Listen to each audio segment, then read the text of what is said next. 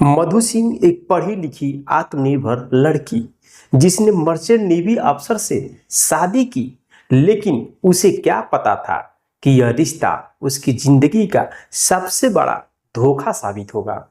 शादी के बाद दहेज की मांग, मारपीट, शक और अबार्सन जैसी घटनाओं ने उसकी आत्मा को तोड़ दिया और 3 अगस्त को उसकी संदिग्ध हालत में मौत हो जाती है। क्या यह आत्महत्या थी या सोची समझी हत्या, जानेंगे इस घटना के बारे में विस्तार से। नमस्कार दोस्तों, मैं हूं संतोष, आप सभी का स्वागत करता हूं अपने इस यूट्यूब चैनल में। दोस्तों, आज की सच्ची घटना की शुरुआत होती है लखनऊ से। 25 फरवरी 2025 की यह घटना है। लखनऊ के एक साधारण से परिवार की बेटी मधु की शादी सबसे बड़े अरमानों से merchant navy officer Anurag Singh से होती है। रिश्तेदार, दोस्त, समाज, सबको यही लगता है कि मधु की जिंदगी अब समंदर सी गहरी और स्थिर होगी। पर उन्हें क्या पता था कि यह रिश्ता समंदर की लहर नहीं, एक तूफान थी जिसमें मधु रोज बह रही थी, घुट रही थी, तड़प रही थी। शादी से पहले ही अनुराग की ओर से 15 लाख रुपए की मांग की गई थी। मधु के रिटायर्ड पिता बड़ी मुश्किल से 5 लाख रुपए इकट्ठा किए और शादी का खर्च भी उठाया। उन्होंने सोचा रिश्ता बन जाए फिर सब ठीक हो जाएगा। पर कुछ चीजें सिर्फ टूटने के लिए ही बनती है। शादी के बाद मधु की जिंदगी एक सुनहरी पिंजरा बन गई, जहां बाहर से सब अच्छा दिखता था, एक सफल पति, बड़ा घर, स्टेटस, लेकिन अंदर से सब सड़ चुका था। अनुराग ने मधु की सोशल लाइफ खत्म कर दी, दोस्तों से बात करने को मना कर दिया, बहनों से हंसना मना, पिता से मिलने जाना मना। उसका फोन तक अनुराग हर रोज चेक करता था।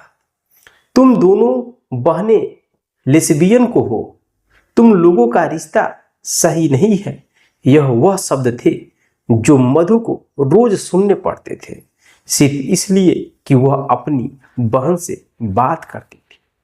मधु बाहर से हमेशा मुस्कुराती थी, शादी की तस्वीरें, घूमने की तस्वीरें सोशल मीडिया पर अपलोड करती थी, लेकिन हर तस्वीर के पीछे एक कहानी थी। एक दिन गाड़ी में अनुराग नशे में था और मधु गाड़ी चला रही थी। बारिश हो रही थी, सड़क पर एक गड्ढा दिखा तो मधु ने गाड़ी घुमा दी।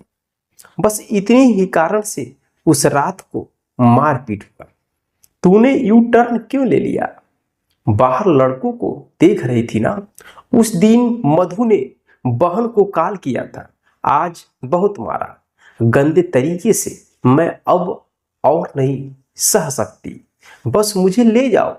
11 मार्च को मधु का आखिरी कॉल आता है। आवाज में डर था, कांपते लहजे में सिर्फ एक गुहार थी, मैं अल्ट्रासाउंड कराने जा रही हूँ अकेले। कई बार मैंने बोला उसे, पर वह मेरे साथ आने से इनकार कर दिया। बस तुम आ जाओ। हाँ, मधु प्रेग्नेंट थी, लेकिन अनुराग बच्चा नहीं चाहता था। उसने जबरन अबार्सन करवाया। मधु टूटी थी, शारीरिक रूप से भी और मानसिक रूप से भी। रविवार 3 अगस्त को अनुराग अपनी बीवी को कार में घुमाने ले गया। वही गाड़ी में झगड़ा हुआ, मारपीट हुआ, शक, आरोप, हाथापाई, सब कुछ फिर से हुआ। और 4 अगस्त को शाम 4 बजे मधु के पिता को कॉल आता है, मधु ने सुसाइड कर लिया है। लेकिन सच्चाई इससे अलग थी। जब मधु का परिवार पहुंचा तो देखा कि बेटी की लाश जमीन पर पड़ी है। नौकर मदद कर रहा था, लेकिन जो स्टेटमेंट अनुराग ने दिया था वह पुलिस जांच में झूठा निकला। उसने कहा था कि नौकरानी छुट्टी पर थी, पर नौकरानी ने कहा, मैं सुबह तय समय पर आई थी, लेकिन दरवाजा नहीं खुला, कोई हलचल नहीं थी। मधु के पिता अब चुप नहीं, वो कहने लगे कि मेरी बेटी को दहेज के लिए प्रताड़ित किया गया, बार बार पैसे मांगे जाते थे, उसे शक के नाम पर मारा जाता था, उसे अकेले कर दिया गया और आखिरकार मेरी फूल सी बेटी की लाश हमें मिली। उनका दिल भर जाता है, उनका दिल भर आता है जब वो कहते हैं कि वह बेटी जो कभी स्कूल में फर्स्ट आती थी, जिसकी आंखों में बड़े सपने थे, वह मर गई।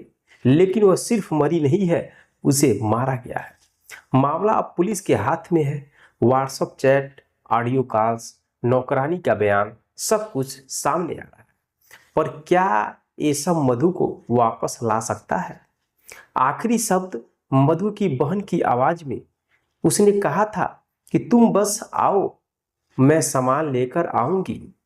अब सोचती हूँ, क्या मैं समय पर पहुंच जाती तो मधु आज भी जिंदा होती। क्या दहेज के लिए बेटियों की जान ली जा रही है?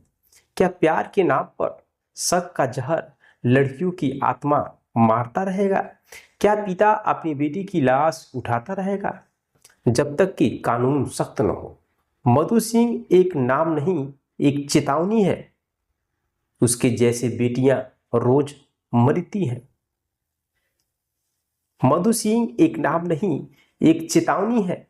उसके जैसी बेटियां रोज मारी जाती हैं, कभी चुपचाप, कभी शोर में, कभी सुसाइड कहकर, कभी एक्सीडेंट कहकर। पर एक दिन ऐसा आएगा जब हर मधु को इंसाफ मिलेगा, हर बहन की चीख सुनी जाएगी। क्या दोस्तों ऐसा आ सकता है वो दिन? मेरे दोस्तों, ये पारिवारिक घटना है। कभी पत्नियां अपने पति को मारकर ड्रम में भरती हैं, तो कभी पति अपनी पत्नी को मारता है। आजकल समाज में लोगों पर से भरोसा, रिश्ता, विश्वास सब टूट चुका है। और जिस रिश्तों में अगर विश्वास नहीं होता है तो वह रिश्ता ज़्यादा दिनों तक नहीं चलता है। यह सच्ची घटना आपके सामने क्यों मैं लेकर आया?